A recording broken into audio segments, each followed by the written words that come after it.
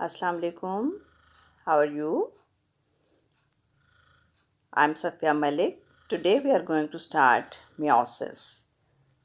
meiosis start करने से पहले ज़रूरी है कि माइटोसिस की दो चीज़ें आप रिकॉल करें कि माइटोसिस में number of chromosomes remain same in daughter cells और उसके अलावा माइटोसिस में one parent cell give rise to two daughter cells. ये दोनों चीज़ें डिफरेंट हो जाती हैं मियोसिस में कि मियोसिस में number of chromosomes in daughter cells is reduced to half. It takes place in animals at the time of gamete formation, while in plants when spores are produced. Each diploid cell after meiosis produces 4 haploid cells.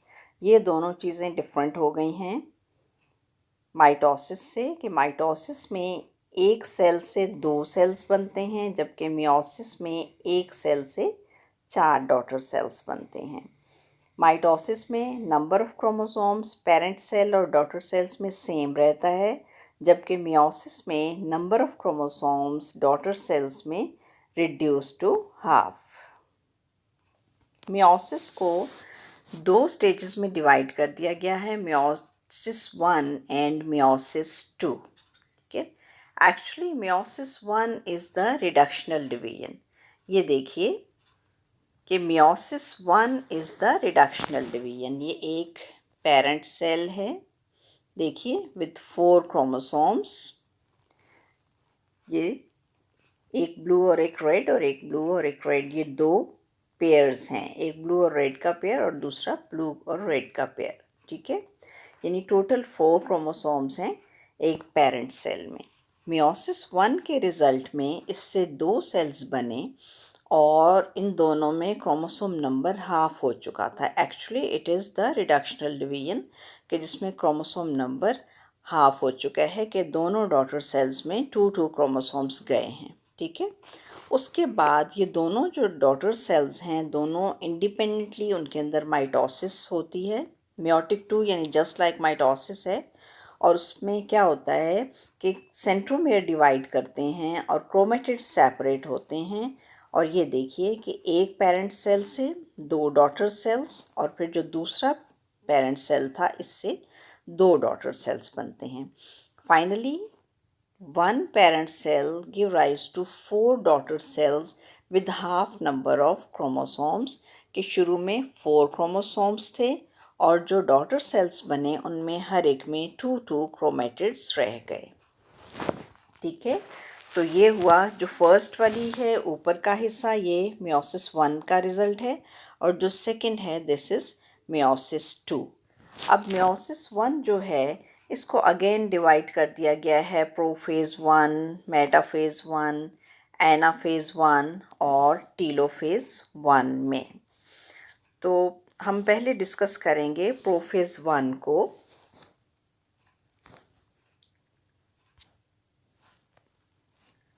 This is very prolonged phase because in this chromosomes behave as homologous pairs. Each diploid cell has 2 chromosomes of each type, one member from each parent.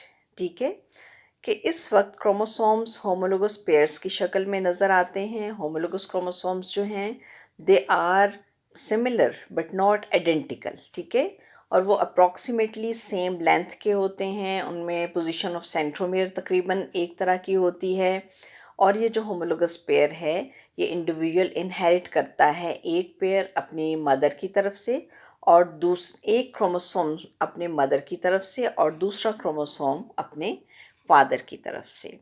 For example अगर हम कहते हैं कि human beings have 46 chromosomes, तो उन 46 के अगर pair बनाएं तो 23 पेयर बनेंगे, लेकिन वो 23 होमोलोगस पेयर्स नहीं होते, उनमें से 22 होमोलोगस पेयर हैं और जो एक they are autosomal homologous pairs और जो एक है वो सेक्स क्रोमोसोम्स होते हैं। वो एक्स एक्स भी हो सकता है अगर फीमेल है और एक्स वाई होगा अगर वो फीमेल मेल होगा। तो इसी वजह से 23rd पेयर जो है it is not homologous.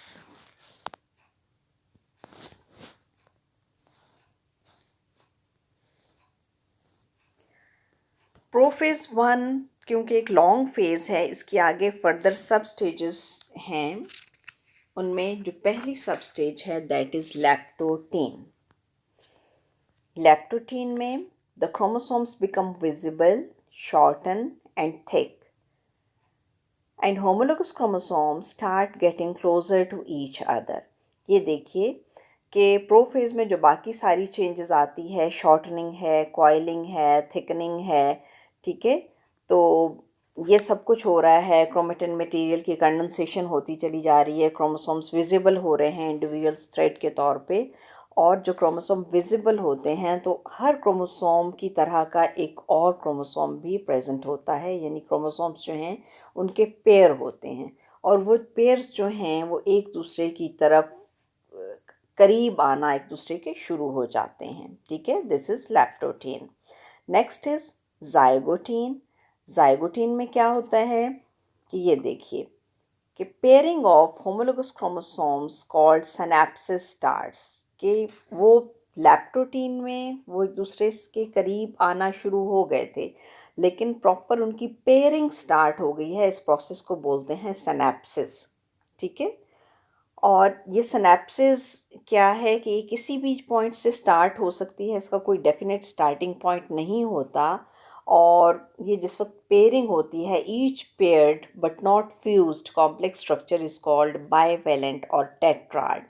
Bivalent और या टेट्राड में देखिए कि अब ये होमोलोगस पेयर है, इसमें टेट्राड इसको क्यों कहा है, क्योंकि इसमें 4 क्रोमेटिड्स हैं, 2 क्रोमेटिड्स एक क्रोमोसोम के और 2 क्रोमेटिड्स दूसरे क्रोमोसोम के। अब यहाँ बहुत क्लियरली आपको कलर के डिफरेंस की वजह से नज़र आ रहा है कि 2 क्रोमेटिड्स हैं रेड कलर के, 2 क्रोमेटिड्स हैं ब्लू कलर के।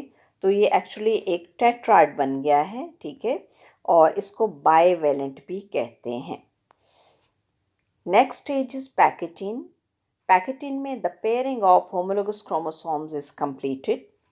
Chromosomes become more and more thick, यानी जाहिर है कि वक्त के साथ साथ उनकी थिकनेस बढ़ती जा रही है, कॉइलिंग हो रही है, कंडेंसेशन हो रही है, क्रोमोसोम्स क्लियर हो रहे हैं, विजिबल हो रहे हैं।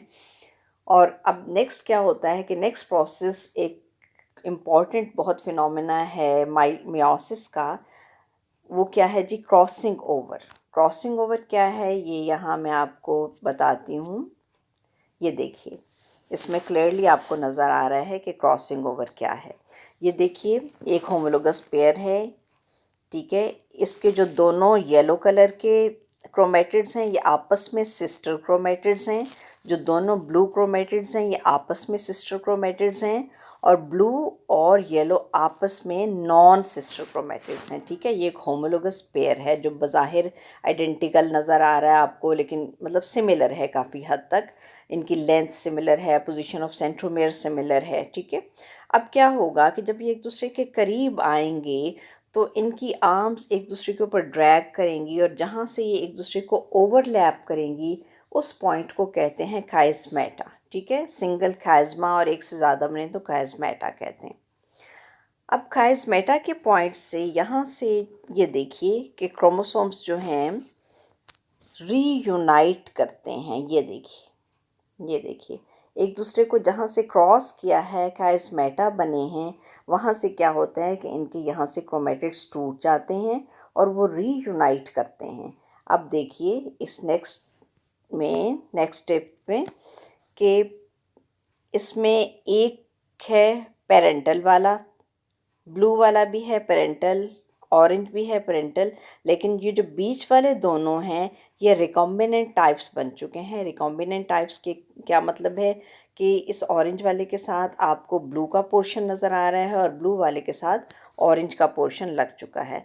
तो दिस इज़ क्रॉसिंग ओवर। यहाँ पर बहुत क्लियरली समझ आ रहा है आपको कि व्हाट इज़ क्रॉसिंग ओवर, कि क्रॉसिंग ओवर में शफलिंग या मिक्सिंग ऑफ जेनेटिक मटेरियल हो गई है, या क्रोमोसोम्स जो हैं उन्होंने आपस में सेगमेंट्स को एक्सचेंज कर लिया है, ठीक है। ये जो एक्सचेंज ऑफ सेगमेंट्स है, यही एक्सचेंज ऑफ जेनेटिक मटेरियल है जिसकी वजह से जाहिर है कि करैक्टर्स में वेरिएशंस आती हैं और रिकॉम्बिनेशंस प्रोड्यूस होते हैं, ठीक है। जेनेटिक मटेरियल की रीशफलिंग या मिक्सिंग होती है, ठीक है। इस डायग्राम से आपको बहुत क्लियरली क्रॉसिंग ओवर समझ आ गया होगा, ठीक है। तो ये क्रॉसिंग ओवर जो है ये पैकेटिन का फिनोमेना है। सिनॉप्सिस जब कंप्लीट हो जाती है तो उसके बाद ये क्रॉसिंग ओवर होती है।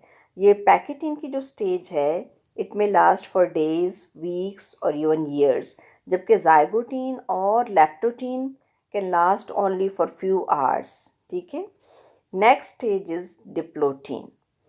The paired chromosomes repel each other and begin to separate. Separation, however, is not complete because homologous chromosomes remain united by their chiasmata. ठीक है कि एक दूसरे से थोड़ा सा मूव करते हैं दूर, लेकिन स्टिल अपने काइज़मेटा के पॉइंट से वो एक दूसरे से जुड़े हुए होते हैं, ठीक है। जहाँ से उन्होंने एक दूसरे को क्रॉस किया हुआ होता है या वो इंटरचेंज के जो पॉइंट्स हैं यहाँ से स्टिल एक दूसरे के जुड़े हुए हैं, एक दूसरे के करीब हैं, लेकिन वैसे हल्का सा एक दूसरे से दूर हटना शुरू हो जाते हैं। अब नेक्स्ट है लास्ट स्टेज प्रोफेज 1 की, that is diakinesis. During this phase, the condensation of chromosomes reaches to its maximum. At the same time, separation of the homologous chromosomes is completed, but still they are united at one point, more often at ends, ठीक है, और nucleoli disappear. अब इस वक्त जो बाकी changes आनी हैं प्रोफेज में कि न्यूक्लियोलस वगैरह डिसअपियर होना शुरू होता है, न्यूक्लियर एनवेलप डिसअपियर होना शुरू हो जाता है, और उसके साथ साथ कंडेंसेशन क्रोमेटिन मटेरियल की मैक्सिमम हो जाती है, क्रोमोसोम्स मैक्सिमम डिस्टिंक्ट हो जाते हैं, विजिबल हो जाते हैं, वो सारी चेंजेस साथ साथ आती हैं और इसके साथ ही प्रोफेज 1 का एंड हो जाता है। अब आप लोगों ने देखा कि प्रोफेज 1 जो है इसकी मियोसिस की ये बहुत ज़्यादा डिफरेंट है माइटोसिस की प्रोफेज 1 की। माइटोसिस में कोई होमोलोगस क्रोमोसोम्स नहीं थे, कोई उनकी पेयरिंग नहीं थी, टेट्राइड नहीं बना, क्रॉसिंग ओवर नहीं हुई, मिक्सिंग या शफलिंग जो है जेनेटिक मटेरियल की वो नहीं थी। तो इसलिए इसकी जो मियोसिस की प्रोफेज 1 है या मियोसिस का जो प्रोसेस है ये थोड़ा सा लंबा है एज़ कंपेयर टू माइटोसिस, ठीक है। उम्मीद है आप लोगों को ये प्रोफेज 1 अच्छी तरह से समझ आ गई होगी।